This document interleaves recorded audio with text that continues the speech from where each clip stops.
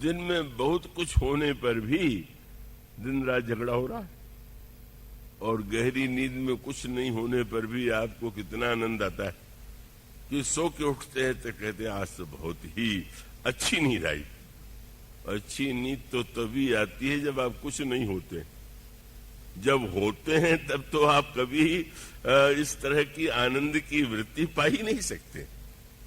और मानो यही सत्य दिखाने की चेष्टा की गई भगवान की कौन सी जाति है और किस जाति और किस देश के भगवान है।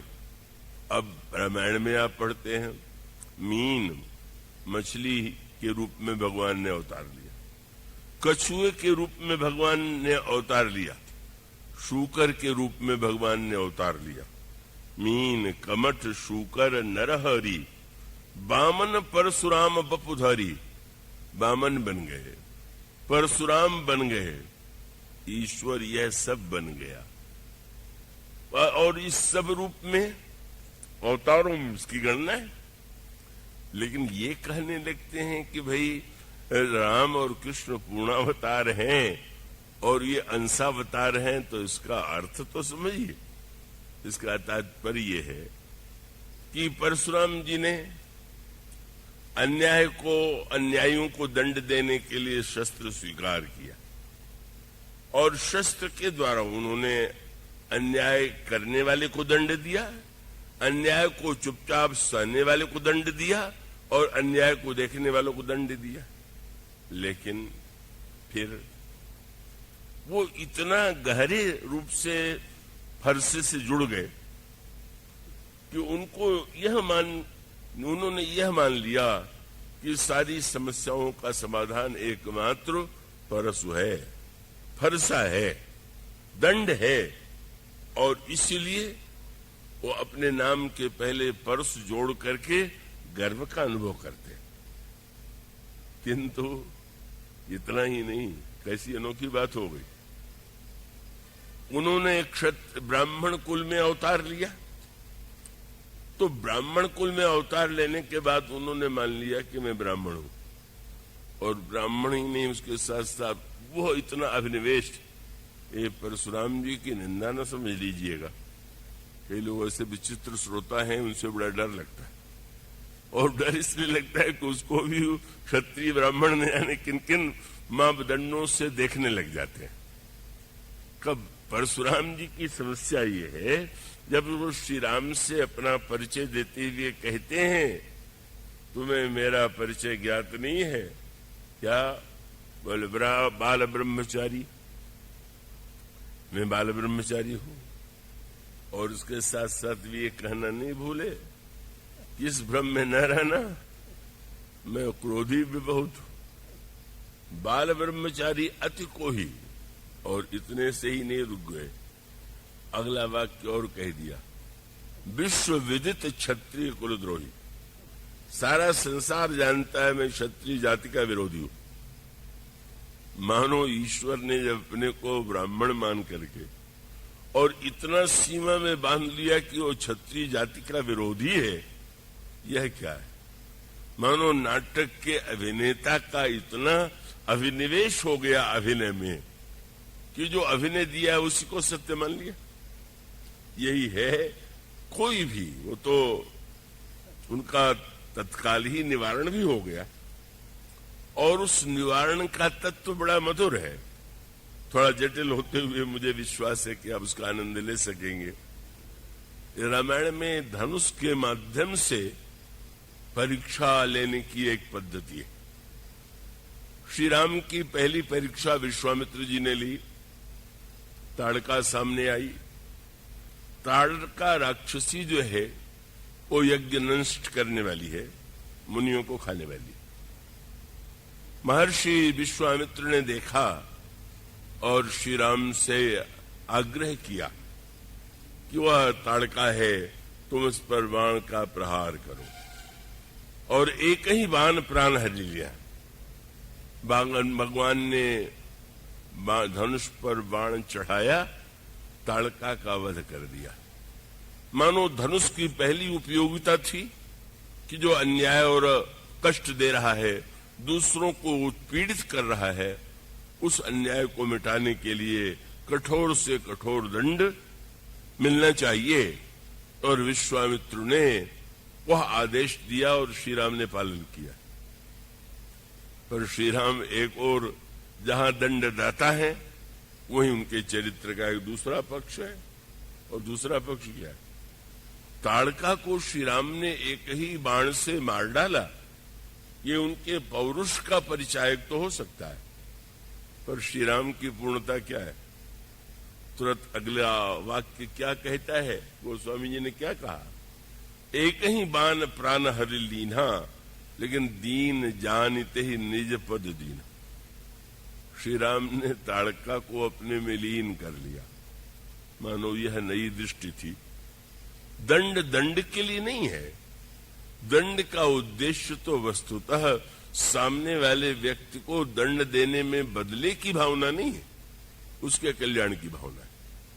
तो श्री राम अगर धनुष पर चढ़ाते हैं बाण, और ये भी आप जो थोड़ा भाषा से अधिक परिचित होंगे, प्राचीन काल के धनुषों को आपने देखा होगा, एक डोरी प्रत्यंचा, और प्रत्यंचा का एक नाम संस्कृत में है गुण।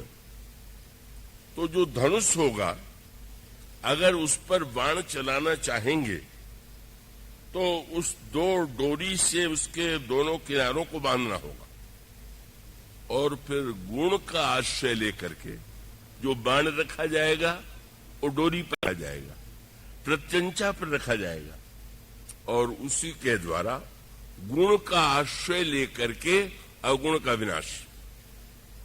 भगवान ने बाण चलाया, गुण के द्वारा अवगुण को मिटा दिया। पर मिटा देने का अर्थ ये थोड़ी होगा कि अवगुण को दंड दे दिया। अवगुण को अपने लीन करने का अर्थ है अवगुण को भी स्वयं गुण के रूप में बदल देना। किसी ने भगवान राम से कहा, ये तो न्याय परंपरा के विपरीत है, आपने उसको इतने बड़े अपराध के लिए दंड देने के बाद मुक्ति क्यों दे दिया? भगवान ने कहा कि उसके पास जो प्रिय वस्तु थी उसने दिया, और मेरे पास जो अच्छी वस्तु थी मैंने दे दिया। उसने प्राण दे दिया, मैंने मुक्ति दे दिया, है तो देन लेन था, इसमें मेरी कोई विशेषता नहीं। मानो श्री राम का गुण जो है वो अवगुण को मिटा करके गुण के रूप में बदलता है। ये पहली परीक्षा थी। और इसके बाद जनक की दूसरी परीक्षा है। मैं आशा करता हूं कि आप थोड़ा एकाग्र रख करके सुनेंगे, उसको सरल रूप में ही कहने की चेष्टा की जाएगी। वो धनुष पर बाण नहीं चलवाना चाहते। उनकी प्रतिज्ञा है कि जो धनुष तोड़ेगा तो उसको अब मेरी कन्या उसका वर्ण करेगी। परशुराम जी महाराज तो इसी पर बिगड़ खड़े हुए कि राजा तेरे विषय में तो बड़ा प्रसिद्ध था कि तू बड़ा ज्ञानी है, आज तक ऐसी मूर्खता की परीक्षा तो मैंने नहीं देखी। धनुष चलवा के देखा जाता है कि तोड़वा के देखा जाता है? किसी के विषय में जानना हो तो ये थोड़ी कहें कि बंदूक जो है तुम तोड़ के दिखा दो, कुछ चला निशानेबाजी। तो तुमको प्रतिज्ञा करनी थी तो ये कर सकते थे कि धनुष पर बाण रख करके जो लक्ष्य का भेद करेगा उसको मेरी कन्या उसका वर्ण करेगी। तुमने कह दिया जो धनुष को तोड़ेगा उसको मेरी कन्या उसका वर्ण करेगी। इसलिए भरे सभा में जनक को मूर्ख कह करके पुकारते हैं, कहू जड़ जनक धनुष के ही तोड़ा। अरे मूर्ख जनक, धनुष किसने तोड़ा? और इतने से ही नहीं रुक गए, और भी स्पष्ट कह दिया, उत्तर देने में जरा भी विलंब न हो, और विलंब हुआ तो मैं जानते हो क्या करूंगा, उलटाऊ मही जहां लग तो राजू, तेरा जहां तक राज्य है नष्ट कर दूंगा। मानो संकेत यह है कि वे जब सोचते हैं तो उनको लगता है तोड़ना भी कोई वीरता का लक्षण है क्या? उसके अधिक संदर्भ में न जा, केवल इतना अंतर कि जब श्री राम ने धनुष तोड़ दिया तो क्या डोरी भी टूट गई क्या? डोरी जो की तो पर अंतर हो गया। जब तेहि क्षण राम मध्य धनु तोड़ा, श्री राम ने धनुष को बीचों बीच से तोड़ दिया। अब परिणाम क्या है? डोरी बनी हुई है, लेकिन अब उसका उपयोग नहीं हो सकता। इसका अभिप्राय है कि अगुण होने के बाद उस व्यक्ति में गुण दिखाई देता है कि नहीं? डोरी है कि नहीं?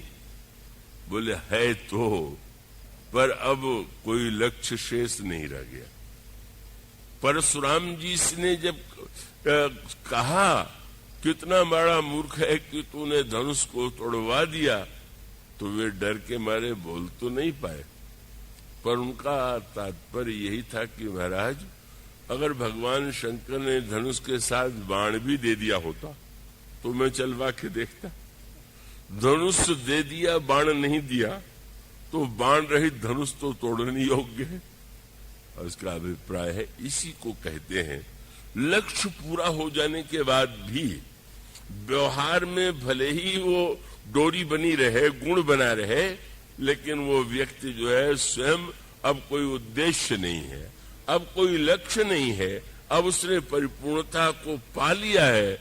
इसलिए इसका अभिप्राय है कि अब धनुष तोड़ने का अर्थ है गुण है पर गुण का अभिमान नहीं, कर्म है पर कर्तापन का अभिमान नहीं। मानो तत्वज्ञ जनक ने एक वेदांती के रूप में श्री राम की परीक्षा लिया और श्री राम के द्वारा धनुष जो है सचमुच टूट गया।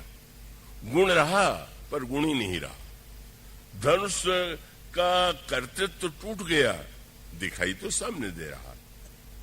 और उसके पश्चात आते हैं परशुराम जी महाराज, जो सगुण बन करके सचमुच अपने को सगुण मान बैठे।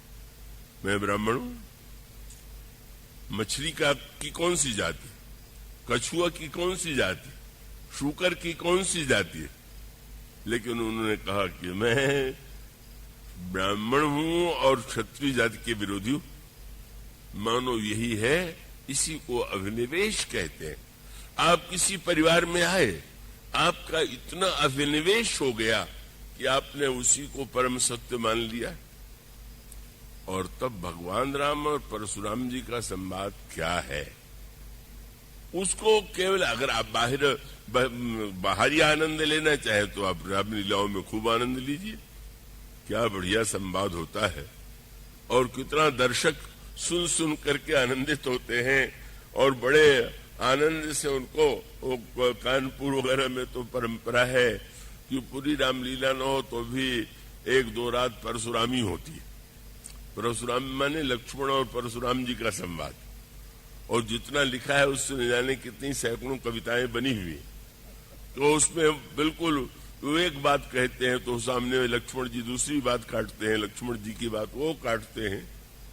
मानो जनता तो उसका एक आनंद दूसरे अर्थों में लेती है।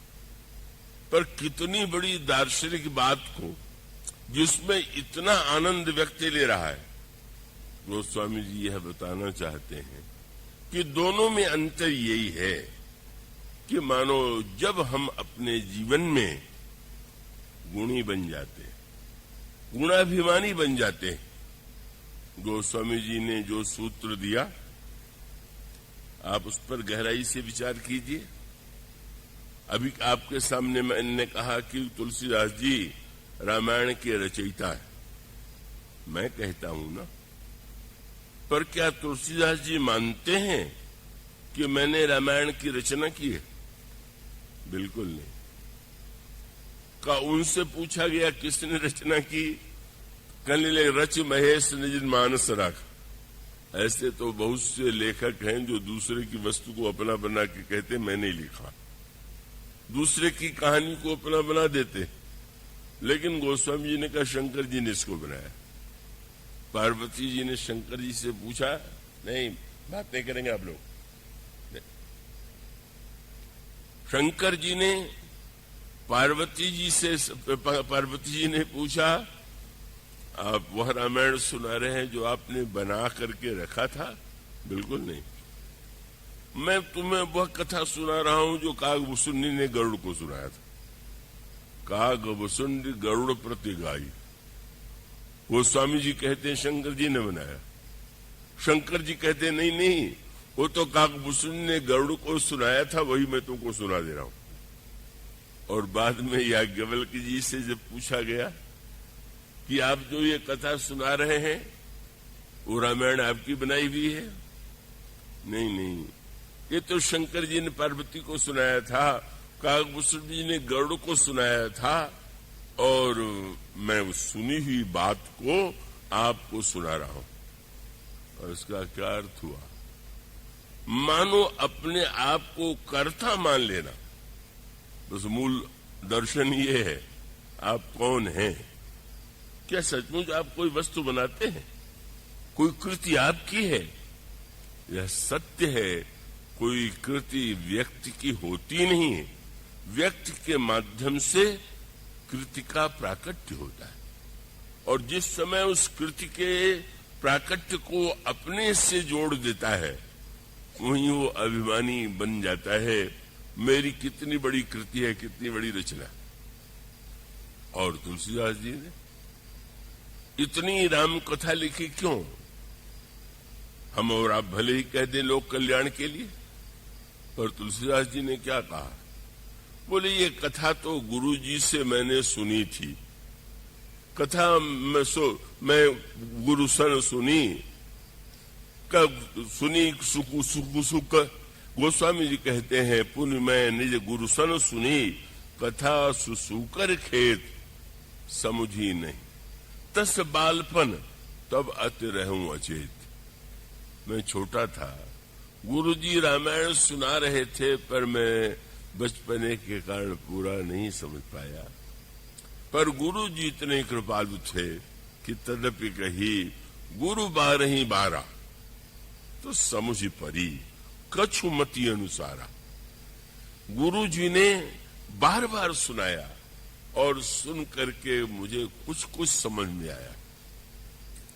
फिर आपने लगता है लोक कल्याण की भाषा से, लोक कल्याण की भावना से, इसको आज कहेंगे तो हिंदी भाषा, उस समय तो उसको गांव की भाषा मानी जाती थी, अवधी कह लीजिए।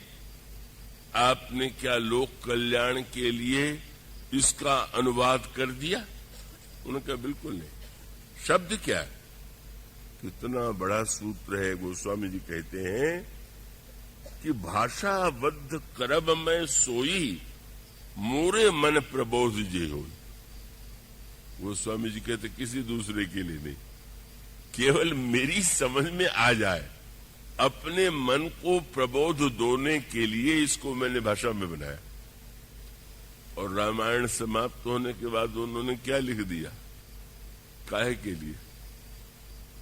आजकल समाज में लोक कल्याण की भावना से प्रेरित अनगिनत व्यक्ति हैं, और वह लोक कल्याण कितना हो रहा है इसका दर्शन भी हम सब जीवन में कर रहे हैं।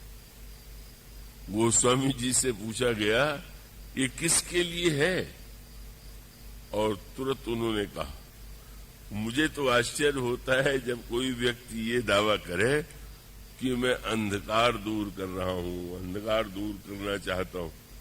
गोस्वामी जी ने अंत में भी यही कहा, स्वांतस्तमः शांते, मेरे हृदय का अंधकार दूर हो जाए, मेरे हृदय का की बुराई दूर हो जाए, इसलिए मैंने इस राम कथा को इस रूप में रखा।